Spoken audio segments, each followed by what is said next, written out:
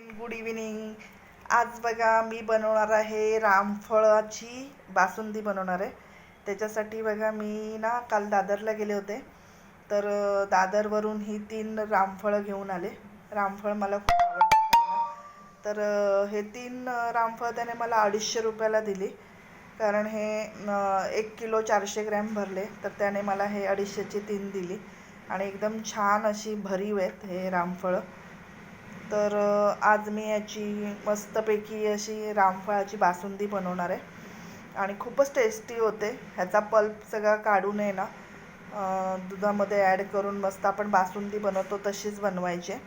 फक्त याचा पल्प त्याच्यामध्ये ॲड करायचा आहे आणि वरून ड्रायफ्रूट वगैरे घालायचे. तर मी आत्ता बनवणार आहे, कारण प्रत्येक फ्रूट हे सीझनमध्येच येतात, तेव्हा ते खाल्ले पाहिजेत, त्याचा आस्वाद घेतला पाहिजे.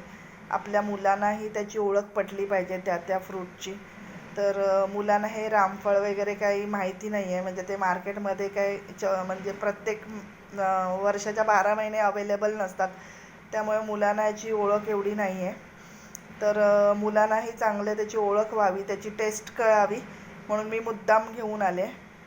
तर बघा हे अशा प्रकारे हे रामफळ आहेत. तर आता मी बासुंदी बनवायला घेणार आहे.